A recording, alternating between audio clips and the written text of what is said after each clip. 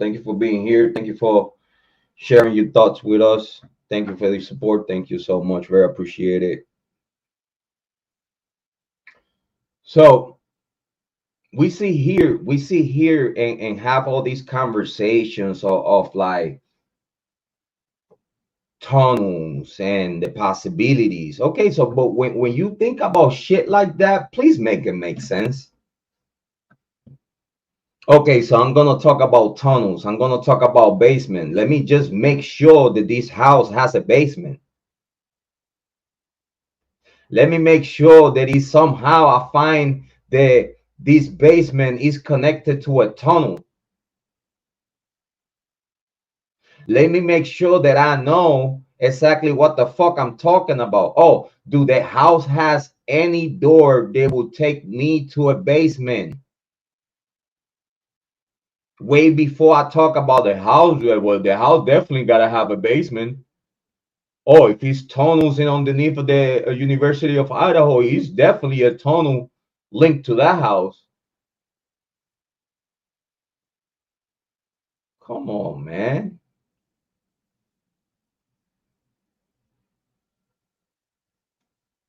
It's a gag order put in place. It's a non-disclosure court order about this case.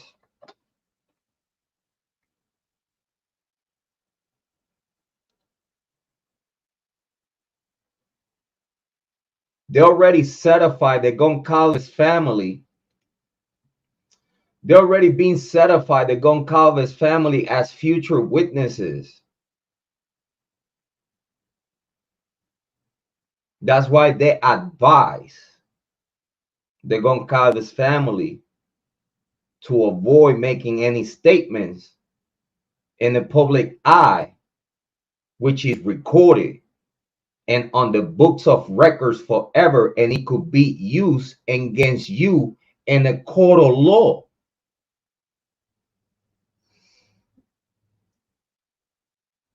And they're just gonna sit there and act like it's all gravy. They literally just gonna sit there and act like it's all gravy. We could talk. We have a lawyer. We lawyer up. We could talk. No, you cannot talk because you're a future witness of this case. You're already being told to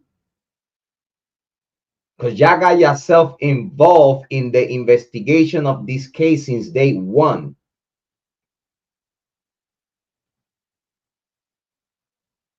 You squeeze yourself into the investigation somehow and for some reason. Because you can't tell me just because rest in peace Kiely was your daughter, that don't give you no badge of like you know what the fuck you talking about. Or that don't give you no badge and no certificate they honor you as a investigator for anything that it comes out of whatever you gather being taken up on consideration for anything in this case. If it doesn't come out of police work, it should not be utilized in the investigation of any case. When Moscow PD allowed Dylan Mortensen to change her narrative, they broke the law.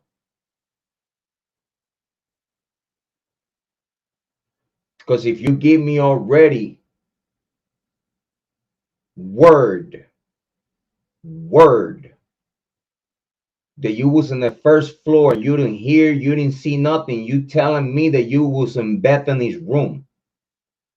So now Bethany has to be your alibi because the other room across the hall from Bethany was not livable.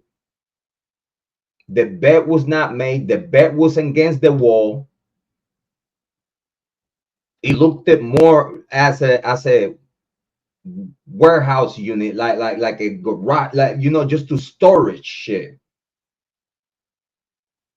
That's where Ethan's golf clubs were located at. In the room across the hall from Bethany. That it was actually supposed to be Dylan Mortensen's original room, but she went to the second floor.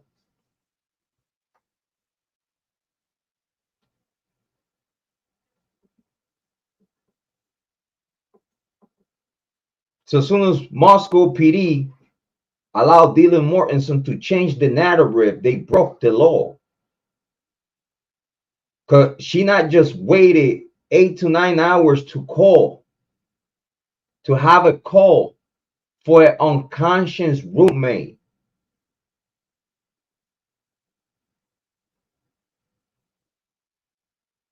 You're not going to tell me you didn't see the blood dripping down the second floor room.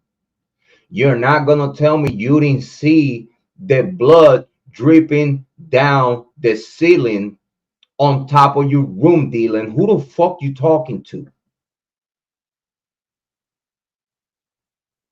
If it was blood pouring out the walls from the second floor to the first floor, now you tell me when the third floor victims were done worse, you cannot tell me, Dylan Mortensen, that you didn't have a puddle of blood right above you. You cannot tell me that. You cannot tell me that it was no blood pouring down your wall. You cannot tell me that, Dylan Mortensen. You cannot tell me that. You cannot tell me you didn't hear nothing. Because if the cameras outside heard the commotion, just imagine how loud that shit was inside the house. Who the fuck you talking to?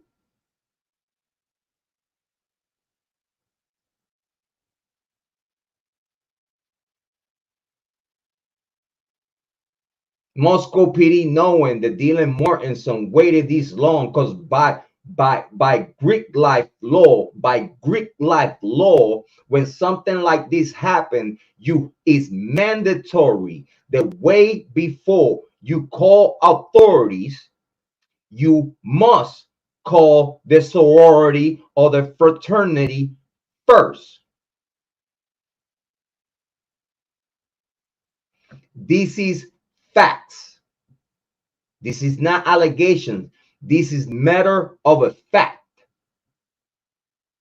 that all sorority members, all fraternity members must call the sorority and the fraternity if something like this happened, way before you even call parents, way before you even call authorities, way before you call anyone and everyone. You must call the sorority and the fraternity. This is why the sorority girls and the fraternity boys knew about what was going on, because the killers are frat boys and the helpers are the sorority girls.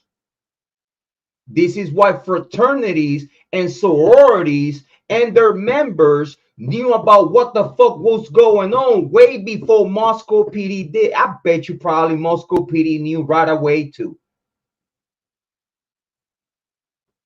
Because if the fraternities and the sororities knew right away, the president of the University of Idaho knew right away what was going on, and he called Chief Fry to try to figure this shit out. They took 8 hours to plan the preliminaries of what the narrative is going to be.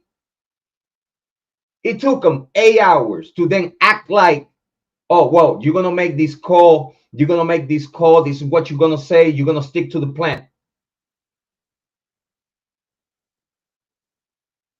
Because we have multi-million dollars to lose if this shit comes out that it was one of our students or multiple of our students involved, not just in the killing, but in the covering of this case, including staff from the University of Idaho, including staff from Moscow PD. That is people being hindering in making this case what it is today. This is the people hindering this investigation because they have something to hide.